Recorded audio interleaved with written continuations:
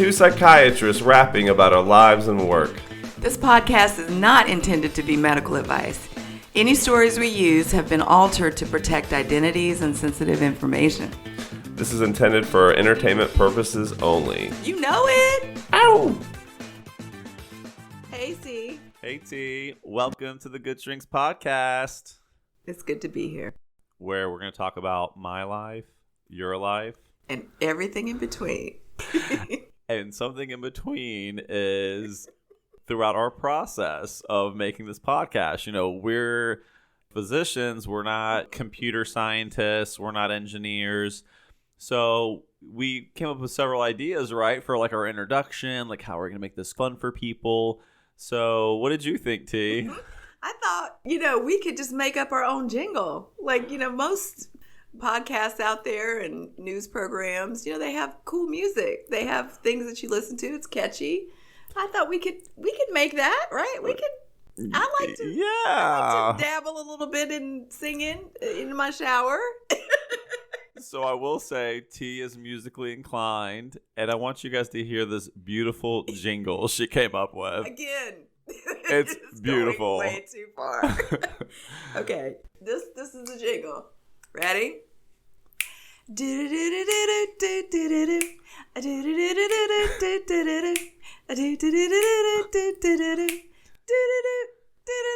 Ow! Imagine that at the start of every episode. At first we were into it, and then I played it for someone, and they're like, "What low budget podcast is this?" I mean, I liked it. I thought it was fun. It was fun. Yeah. We lived our best lives doing that, and that's all that matters. I mean, it was in the moment. We were creating something new. There's nothing else out there. I mean, it's really awesome. It's authentic, and I hope it like low key. We'll keep that on the back burner. I'm gonna find so many ways to incorporate that. Ow! It's the ow for me. It is, me too. I really like that. It gives us like rock star potential. It really does. T, I figured today we should have an episode where we just kind of springboard and just free associate and talk about whatever we want. Whatever's on your mind. Yeah, we don't need a topic. No, like what are you watching these days? Well, I watched the most recent fascinating thing I watched was The Curious Case of Natalia Grace. Oh, right. Which rolls off the tongue. Mm-hmm. Have you seen it? I've seen parts of it. I mean, because it's 2 seasons now, it's right? 2 seasons, and I really, really want us to do an episode just dissecting it. It is so good. I gotta catch up. I mean, it basically creates like this situation where you think like, the movie The Orphan, it's like, is this young girl actually an adult and living with a family? And then you almost kind of realize like, it's Spoiler alert. it's probably like the worst case of child abuse you could possibly see. But it's just the journey and like just the state of Indiana and everything that happened. I was like, this is so fascinating.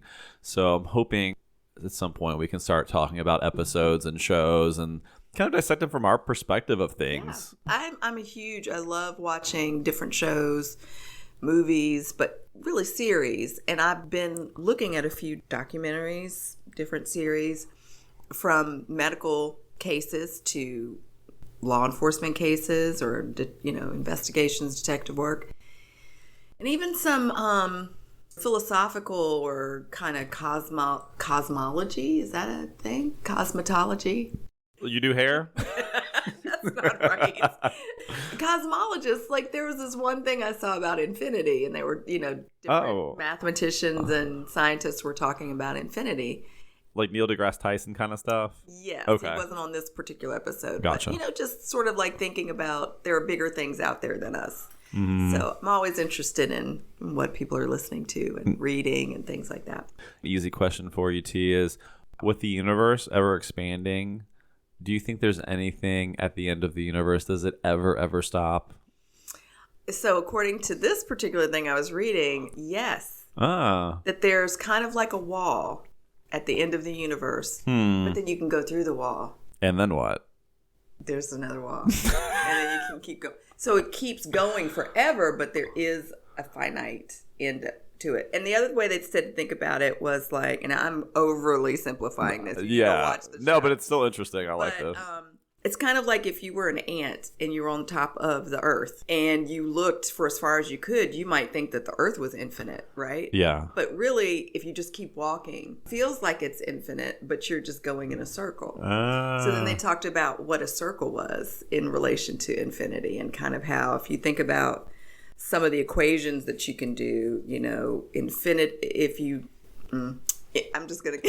No, I'm like really getting into this. Yeah, it's like if you do 1 plus 1 minus 1 plus 1 minus 1 for infinity. The answer is not 1 and it's not 0. It's in between, right? Because it's 1 plus 1 minus 1 plus 1. But you do that forever. So then you have infinity equals infinity plus 1. Well, if you take infinity off of both of those equations, then you've got 1 equals 0. That doesn't work. Wrong there, right? So we're in the Matrix. Basically. It was fascinating. And so, interesting. This one mathematician talked about how infinity was, if you think about what's real, if you have rules for handling it and you can kind of apply those rules to something and make it, fit, then we say that thing is real. Yeah. And so there are ways to handle infinity. Interesting. And she went through some of those things. So it was fascinating.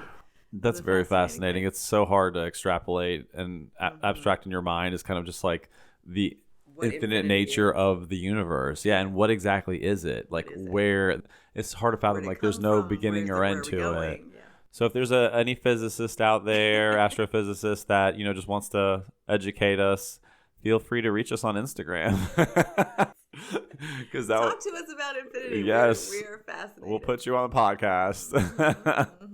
That's really that was on Netflix or okay. It's called A Trip to Infinity. Okay, I'll have to check that out. It's very interesting. Something else I'm kind of been watching is actually kind of a little bit of a reality show. It's called Formula One Drive to Survive. Okay. And so it kind of creates a narrative of like the F1 racers, the dynamics between the teams, the interlay kind of between the teams and the races, and it shows a lot of like kind of their personality. You have like the manager, then the driver, and then the whole team, and it's kind of basically like a working organism to create the Formula One team. And it's interesting just kind of seeing like how each team handles things differently. Like Mercedes is very authoritarian and kind of like we are very analytical about everything, which is kind of like what you would expect, and then you have kind of the teams that are a little bit more emotional, and you kind of even see among like the different drivers, like one driver grew up extremely well. They all grew up wealthy, but one was like the son of one of the managers of the team, and you could see that entitlement coming out. Like he was like getting really aggressive and kind of upset with his team to the point it was like disrespectful. Just kind of seeing those differences. It's a good show. I'm not even into Formula One, but now I'm getting into it. And then there's Drag Race. Yes, RuPaul's Drag Race. Come on, that is a great show. Yes, I'm loving the new season. I just love the stories behind it, the personality, kind of the family aspect, and it's true. Like some of these individuals like experience a lot of rejection from immediate family, and kind of seeing their stories and their ability to strengthen and navigate through that. Something a little bit off topic about that is I had one supervisor in residency who it just was such a stark thing. She said, she's like, your family is just blood. She's like, that they're just blood. That doesn't mean you have to agree with everything they say. It doesn't mean you have to completely align with their ideals. Like, it's just blood. And I was just kind of like, whoa, but she was right. You can create your own family in that sense and your own support system, because sometimes you do not get that from your immediate family. And I think that's really kind of cool. I love RuPaul's Drag Race because it is like a masterclass on resilience. And also how, one of the things that RuPaul likes to say is that a person's inner saboteur, gets in the way. If he got a nickel every time he said that. I mean, really. But it's a good quote. It is true, yeah. It is true. Like, we get in our own way sometimes. And so it is a great show about kind of how you can overcome all of these things you were talking about, being rejected and sort of like just having to pick up your bootstraps and figure it out on your own. And how you're able to build your own family. Like you said, it is just blood, but family is more than just where you came from. Yeah. It's the people you surround yourself with and, who you fight to be in a relationship with. Yeah, I mean, there can be chosen family, right? Which I think is just as important. And plus, the wigs are good, the splits are good, I mean, the side eye is the good. Makeup, all of it. It's so Just good. side-eye. All the little backstabbing things, Yes. I'm a huge Go back to fan. Party City where you belong. Right. Mm-hmm. Sharing needles. And... You do not have star quality. That's right. I'm from Chicago. Yeah, I think it resonates with a lot of people for a lot of different reasons. And just it's glamorous, like the runways where they're actually showing off these creations that they make, their wigs and their, beautiful, just the transformation.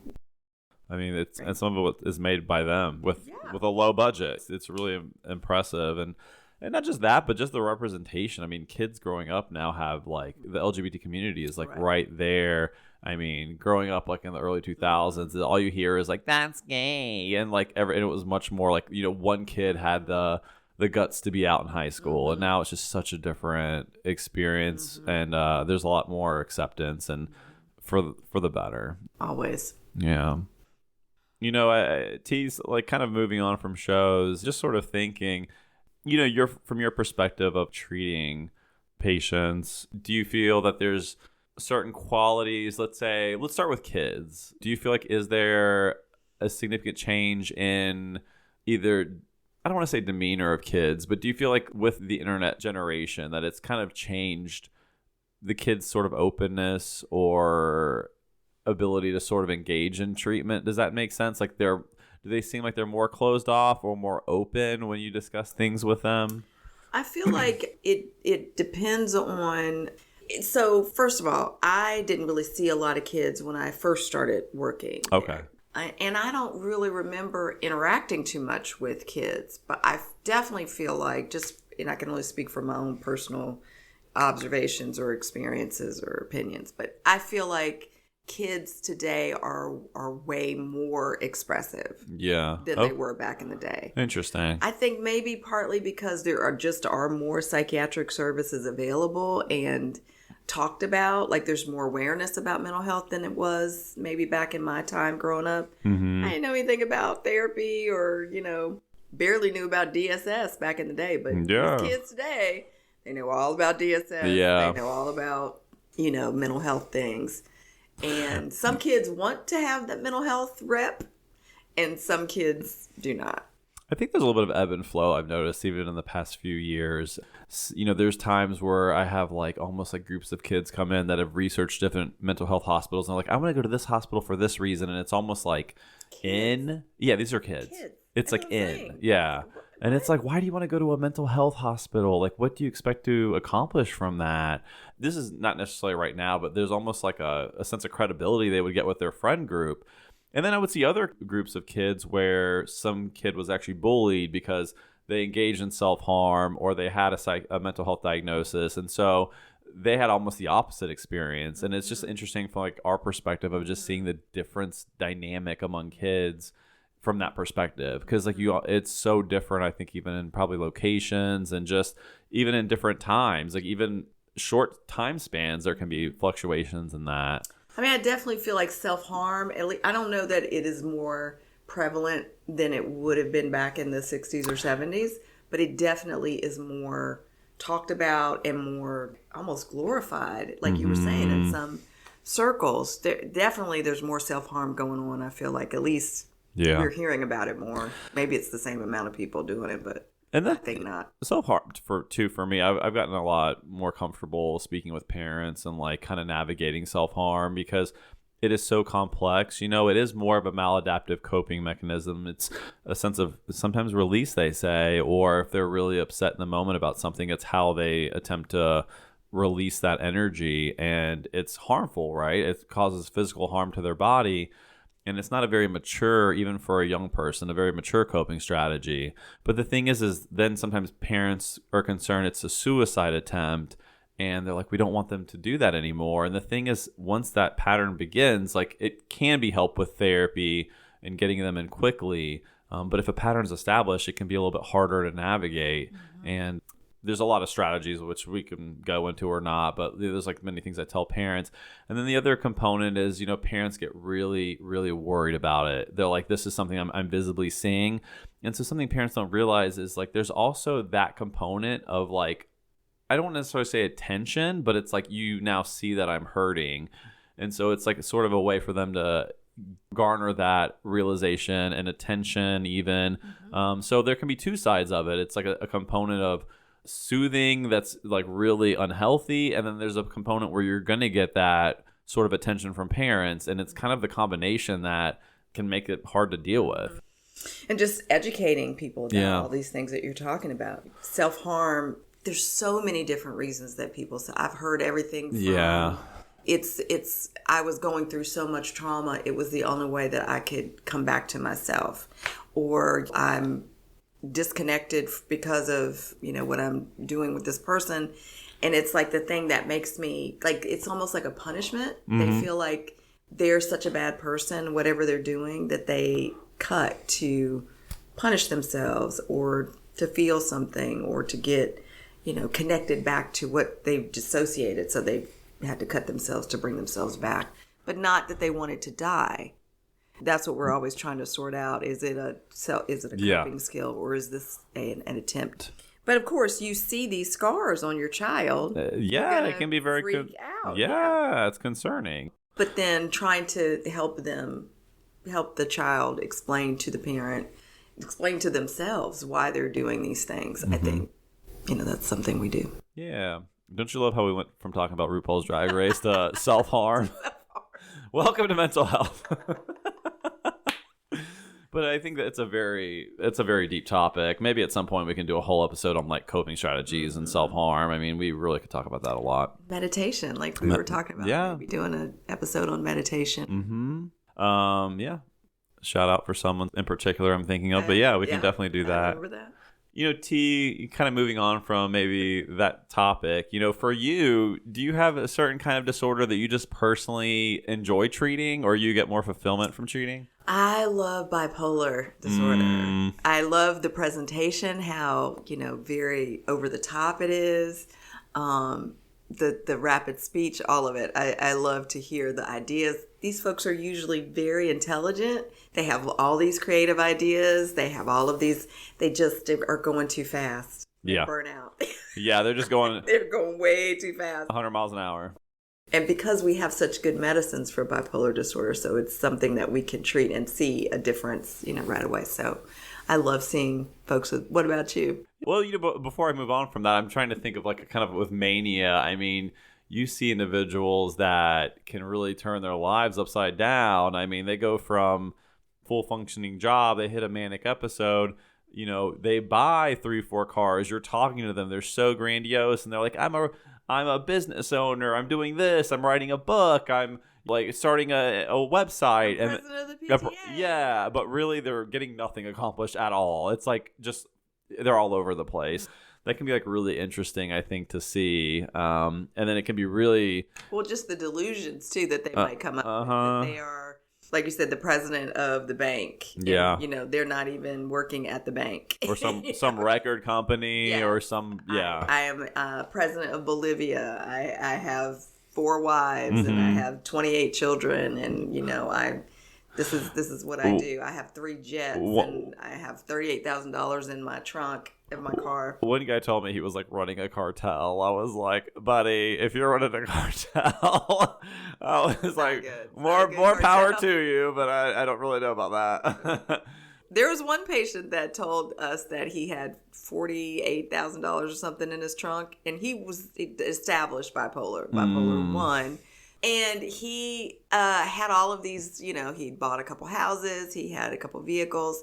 He had driven himself to the emergency room, not at this is in my training. And he had parked his car out front. He was admitted to the hospital and treated and went home. And he's like, hey, man, you want to come out? I'm going to show you that I have this money. And we get to his trunk, and it is $40,000 in his trunk. Wow. So sometimes people have delusions, and sometimes they actually check out. And it's also interesting. It's like, who at the bank did not see that he may have been a little bit elevated? Like, sometimes people just don't pay attention.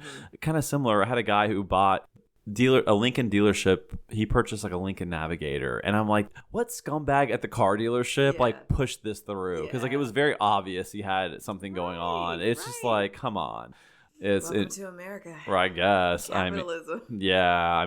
But it's just like really kind of interesting. Yeah. Heartbreaking. It is. Going back to what we were discussing about interesting things that we like to treat, for me, I really kind of do enjoy treating psychosis, especially kind of early on, because there's such a interesting workup that you can do to determine what the underlying cause may be.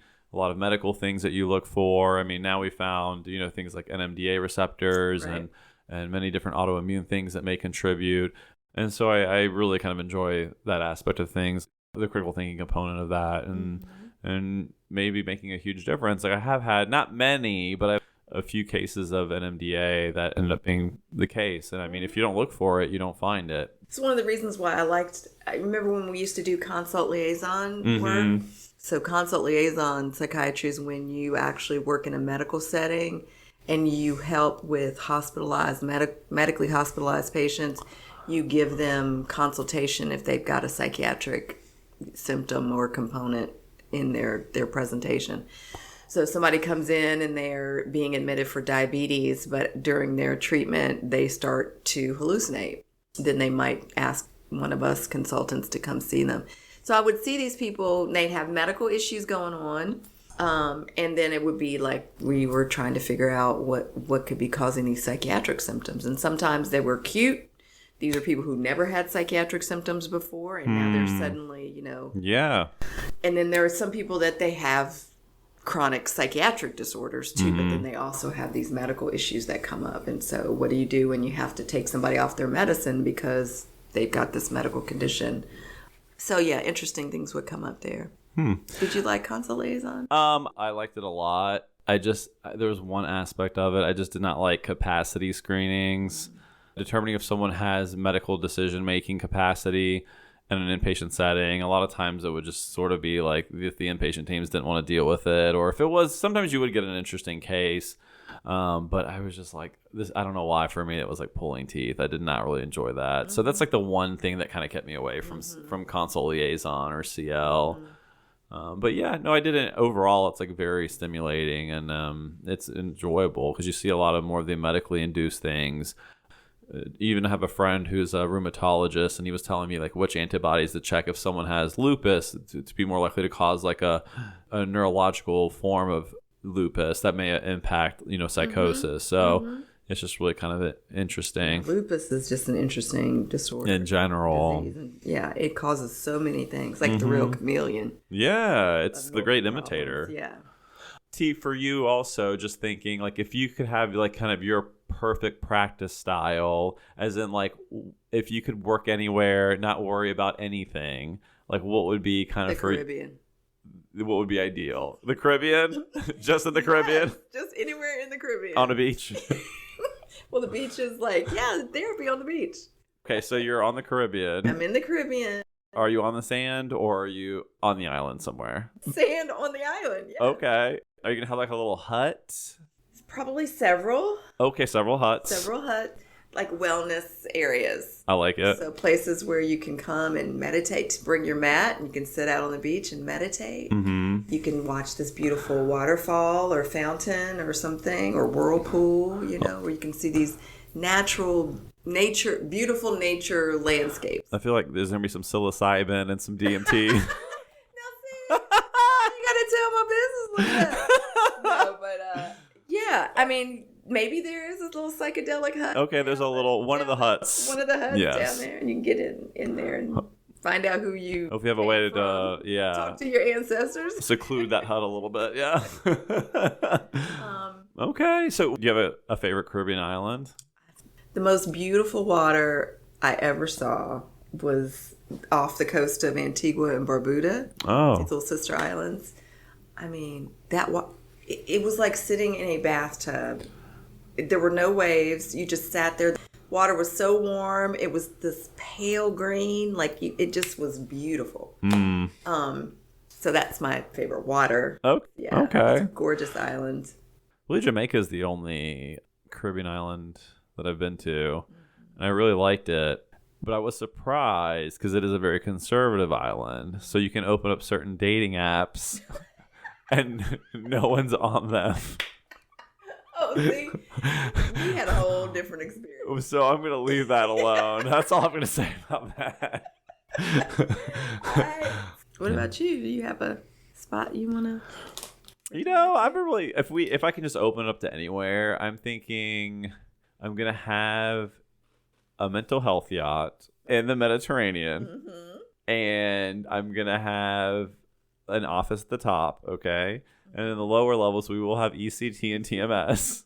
So these are procedures, and then I'm gonna have people that want to come on board with me that want treatment, and we'll just cruise around between Greece, Italy, France, Spain, and kind of just go back and forth. Yeah, there'll be like massage therapy, there'll be baklava therapy. There will be... All you need is for rejuvenation is just like the Mediterranean. So I think it'd be kind of fun. And then we can venture from there. I don't have to stay in the Mediterranean, but that's where I'll start. Nice. Love it. Yeah. My entire career, I've really focused on individuals that are lower socioeconomic, that are having difficulty. It's kind of like what I enjoy treating. But it's like, I wonder how I would do like in like kind of one of those wellness center kind of, more affluent, maybe more Bodeo Drive. Bodeo Drive kind of feel. Like even as a joke in medical school, I did not mean this at all, but like I would just joke. It's like, oh, you're going to psychiatry? I was like, yeah, I want to be a psychiatrist for the stars. Like just like, for the stars, like just to be funny. And kind of wondering, I mean, I know this would be such a different population. And not that they don't have, the same kind of... Oh, yes. But, I mean, just think about, celebrities, what they have to go through. Like I always say, if I ever had the opportunity, I would much rather be wealthy than famous. Yeah. Like I would definitely want to be like the one that walked into that building and nobody knew that I owned that building. And just, just see how people treat you, whether if they know who you are, they're going to treat you differently than if they don't. Yeah. Like that show, The Boss or The Boss Man or... Oh, yeah, we're the undercover boss or something. Yeah. So see how people, kind of treat you. Yeah. But yeah, it would be a completely different population. Those people have pressures that I don't think the regular non-celebrity would understand. Yeah, that's very true.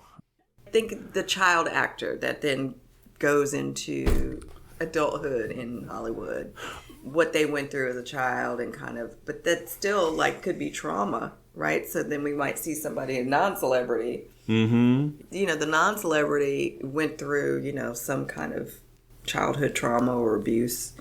And so we're still seeing like the actual product of whatever that early situation was. But you kind of wonder, like with the child stars, I mean, there is such trauma that's there and they all have a lot of difficulty in adulthood. And I know some of it is, if you think as a child, like you were being... completely, I don't want to say fawned over, but like every move you make is being under a microscope and you're expected almost to act like an adult in a working capacity, and you do miss out on a lot of sort of developmental things that younger kids at a similar age can do.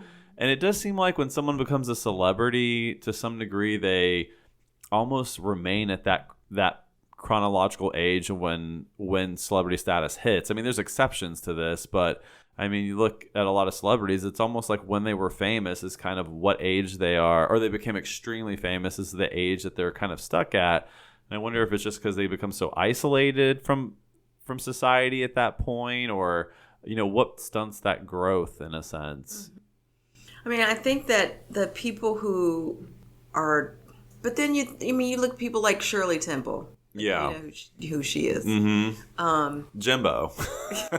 So to all intents and purposes, it seems like she was definitely in limelight her whole childhood. Yeah. But then she became this philanthropist, right? She did things out in this, so she didn't seem to have, some messy backstory or, so it comes down to resilience too.